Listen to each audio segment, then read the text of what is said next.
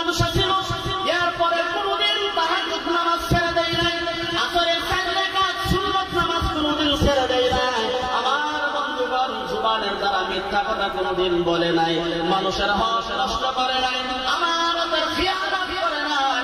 আল্লাহ তাআলা এই যে গোপনে যে আমলটা করেছে, কুতুবউদ্দিন সাহেবের জানাজার নামাজ পড়ানোর সম্মুখে যখন হাজির হয়েছে, হাজির হয়ে ডাকতেছে, আল্লাহ বলে রে, আমি আমার জীবনের মাধ্যমে এই যে 4টা বিষয় ছিল একমাত্র আমি জানি, আর আল্লাহ জানে, আর কেউ জানে না। কুতুবউদ্দিন, তুমি দুনিয়া থেকে বিদায় হয়ে গেলা, কিন্তু আমার এই গোপন আমলটা তুমি প্রকাশ্য করে গেলা। সেই জন্য বলেছিলাম, আপনি যদি আল্লাহর রাজি খুশি করার জন্য দুনিয়ার মাধ্যমে কিছু করেন, আপনার নাম রোশন করার জন্য আল্লাহ পাক নিজে জিম্মাদার হয়ে যায়। আপনাকে কেউ চিনে না, কিন্তু চিনবে, চিনাই দিব গেলা, চিনাই দিব গেলা। আল্লাহ নারায়ে তাকবীর। বন্ধুগণ, সেই জন্য কোরআনের সাথে সম্পর্ক রাখেন, কোরআনের সাথে মহব্বত রাখেন, ভালো সম্পর্ক রাখেন। কোরআনই একমাত্র এমন একটি কিতাব, যে কিতাব পারে মানুষের সম্মানকে বাড়ায় দেওয়ার জন্য। একজন মানুষ মজবুর ছিল, তার জীবনের মাধ্যমে কোনদিন ভালো কাজ করে নাই, কিন্তু 3 দিনের জামাতের মাধ্যমে গিয়েছে। যখন একটা দুইটা সূরা হিজল, বন্ধুগণ, জামাতের মাধ্যমে থাইকা থাইকা মাথার মাধ্যমে টুপিটা দিল। আগে মানুষ বলতো তাকে মদখোর, নিশাখোর, এখন দেখবেন 4 মাস লাগানোর পর যখন মাথায় টুপি, দাড়িটা লম্বা করেছে, মানুষকে সালাম দেয়, দিনের কথা বোঝায়, তখন আর তাকে মদখোর বলে না, মানুষে তাকে বলে একজন আমির সাহেব। মদখোর বলে কেউ না, না, এমন বহুত মানুষ আছে যে রাতের আধারের মাধ্যমে ডাকাতি করার জন্য গিয়ে অনেক ধন মাল লুট করে তার ডাকাতি নাম বছর হয়ে গেছিল, কিন্তু আল্লাহ কোরআনের ছোঁয়া লেগেছে, আল্লাহর সাথে লাগানোর কারণে আল্লাহ তাআলা দুনিয়ার মাধ্যমে তার নামকে রোশন করে দিয়েছে। لو أنزلنا هذا القرآن على جبل لرأيته خاشعا متصدعا من خشية الله। আল্লাহ তাআলা আমাদের সকলকে এই কোরআনের উপরে আমল করার জন্য তৌফিক দান করুক, আল্লাহুম্মা আমিন। সুবহানাল্লাহ ওয়ালহামদুলিল্লাহ,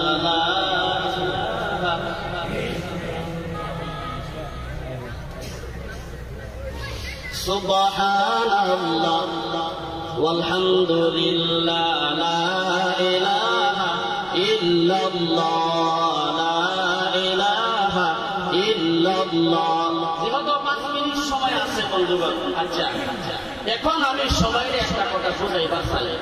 এই যে পর্দা একটা জিনিস আল্লাহ তাআলা কোরআনের মধ্যে দিয়েছে, ইয়া আইয়ুহান নাবিয়্যু কুল লিআজওয়াজিকা ওয়া বানাতিকা ওয়া নিসাইল মুমিনিনা ইউদনিনা আলাইহিন্না মিন জালাবিবিহিন্না।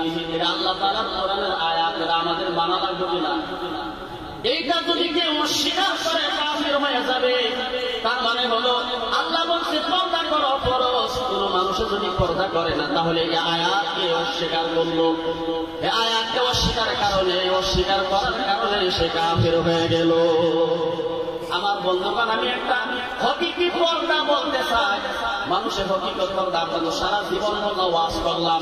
মাথার মাধ্যমে কাপড় রাখেন, মাথার মাধ্যমে কাপড় রাখেন, বুরকা পরেন, চাদর রাখেন, পর্দার মেনটেন্স করে দুনিয়ার মাধ্যমে চলেন। এই ওয়াজ আমরা জীবনেও শুনছি, আর আমরাও করি ওই ওয়াজ, কিন্তু হকিকত এই পর্দাগুলো আমাদের কিন্তু করে নাই। এই যে হাদিসের মাধ্যমে আল্লাহ নবী সাল্লাল্লাহু আলাইহি ওয়াসাল্লাম পর্দার বিষয়ে যে বিস্তারিত লিখছে, তার থেকে কয়েকটা বিষয় আমি আপনাদের সামনে বলি।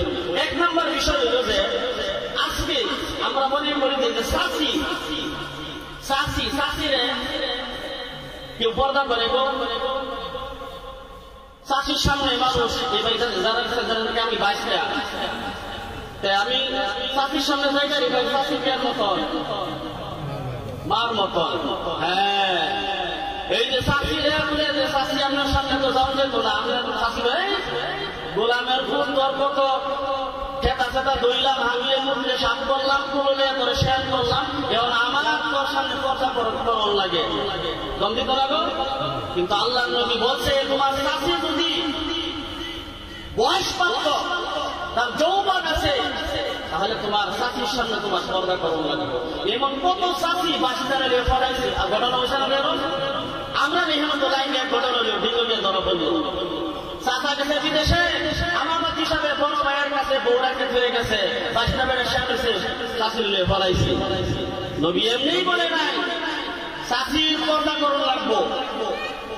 মা তার যৌবন আছে, মা সন্তানের সম্পর্কে তো যাইতেই পারে, কিন্তু আল্লাহর নবী সাবধান তোমার মাও যাতে সন্তানের সম্মুখে পর্দা করে তার হাতের কোহনিগুলা খোলা থাকতে পারবে না, কারণ সন্তানের যখন যৌবন আসে, যৌবন যখন জুস মানে পাগল হয়ে যায় তার সামনে কিছু আসে না। একজন মা তার যদি প্রাপ্ত বয়সী যৌবন আছে কিন্তু সন্তানের সামনে তার পর্দা করানো লাগবে। 3 নাম্বার এই যে মামির সামনে মানুষ পর্দা করে কি মামি, আহা কত মামি পড়াইছে বাইকটার সাথে, মামি তার সামনেও বাইকটার পর্দা করানো লাগবো। যদিও হে মামি হয় সুন্দর মানুষ বউ, তারপরেও তার সামনে বাইকটা কি করানো লাগবো, পর্দা করানো লাগবো। আল্লাহর নবী এই কথাও বলেছেন তোমার নিজের আপন সন্তান মেয়ে 7 বছর বয়স হয়ে গেছে, বাবা তুমি তাকে গোসল করানো নিষেধ। 7 বছর বয়স হয়ে গেছে, তোমার ব্ল্যাঙ্কেটের নিচে জায়গা দিয়ে আরাম দিয়ে ঘুমানো নিষেধ আছে। মানে আসল পর্দা খবর আছে।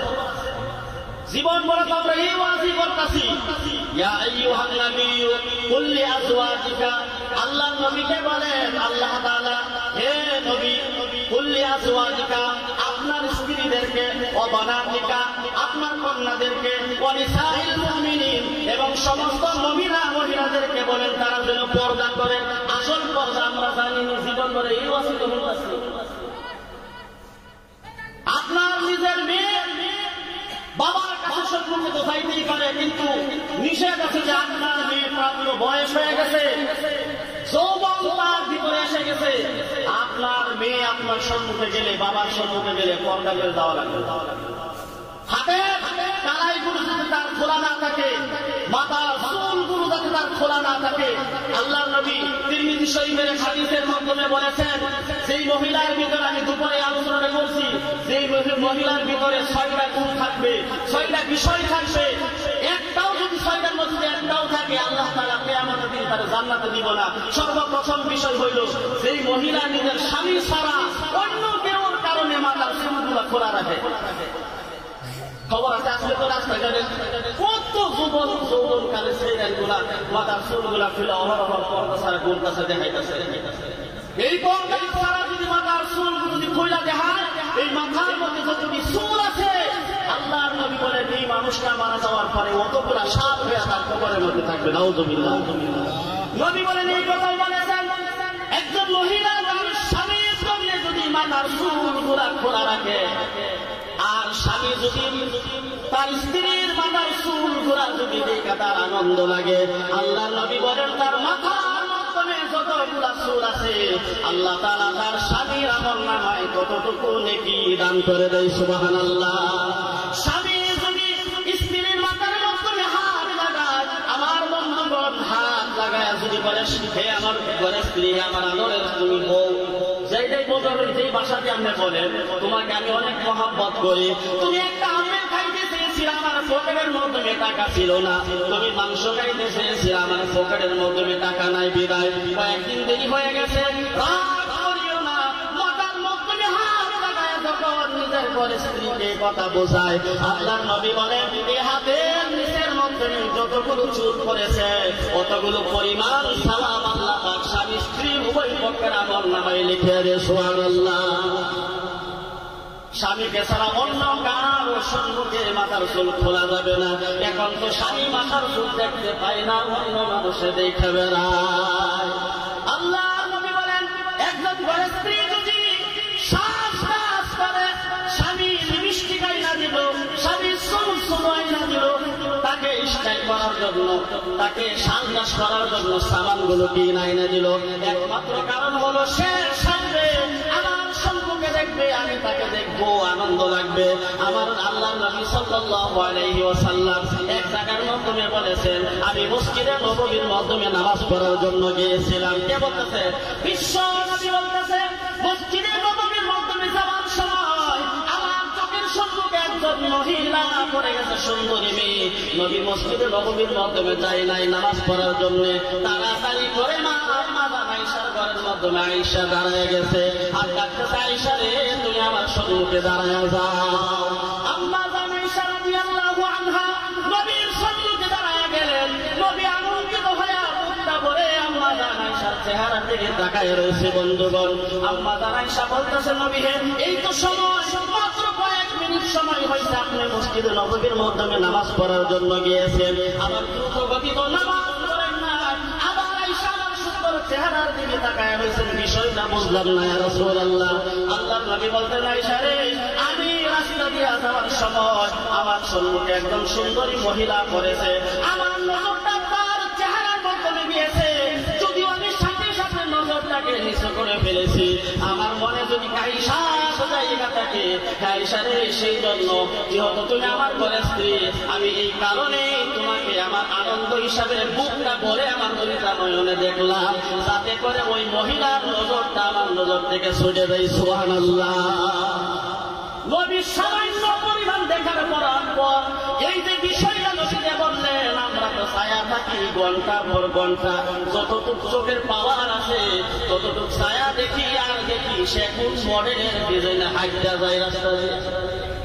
আমরা একবার লাহোরের কাছে গেছিলাম, বাইক দেয়া 4 জন হুজুর গেছিলাম। আমার বাইকের পিছনে একজন মুরব্বী মানুষ বসা ছিল। ওই মুরব্বী সাহেব, আমার বন্ধুগণ, মুরব্বী আমরা জানি যে তার মানে সাধারণ মানুষটার মনের মাধ্যমে কোন বিষয় থাকতে পারে না, খারাপ বিষয় তার দিলের মাধ্যমে থাকতে পারে না, তার নজরটা ভালো, কারণ তার তো মেয়ে আছে, তার ঘরের স্ত্রী, জওয়ানটা তো হেল্পার করছে, আমরা জানি মুরব্বী এই বিষয়ে ভাবি। আমার গাড়ির পিছনের দিকে বসা, আমি সংক্ষেপে বলতেছি, একজন মানুষ তার গাড়ির পিছনের মাধ্যমে একজন লেডিস মানুষ বসায় লয়ে যাইতেছে, জিন্সের প্যান্ট পিন্ডিয়া, মানে দুই পাশে ঠেক দিয়ে গাড়ি স্টার্ট দেওয়া যাইতেছে, আর কেমন দ্রুত গতিতে বাইক চালাইতেছে। আমার পিছনে যে মুরব্বী বসা ছিল, মুরব্বী বলল, মৌলানা সাহেব দেখেন পিছনে যে মহিলাটা বৈশা রয়েছে তার ফিগারটা কত, গাড়ি পিছিয়ে গাড়াইতেছে, এই যে পাশে যে বয়ে রয়েছে মেশিনটা যে পাশে বয়ে রয়েছে, পাওয়ারটা কিন্তু এমনি আইতেছে। আমরা যে আমদানি যাইতেছি 50-এর মধ্যে, আমদারে 5 করে দেখা যাইতেছে, কি দরকারটা? কারণ এই গাড়ি যে অ্যাক্সিলেটার টান দিতেছে, টান এমনি আইতেছে না, বলা টান কিছু আইতেছে। আল্লাহ নবী সাল্লাল্লাহু আলাইহি ওয়াসাল্লাম বলেন, একজন ঘরের স্ত্রী মাগরিবের নামাজের সময়, সন্ধ্যার সময় যদি সাজ করে যে স্বামী বাজার থেকে বাড়িতে আসবে, স্বামী খেত খামারে কাজ করে ঘরের মধ্যে আসবে, আয়েশা যখন স্বামী আমার দিকে তাকায়, আমার সুন্দর চেহারাটা দেখবো, আমি সুন্দর ভাবে সাজদাস করে বসে রইলাম।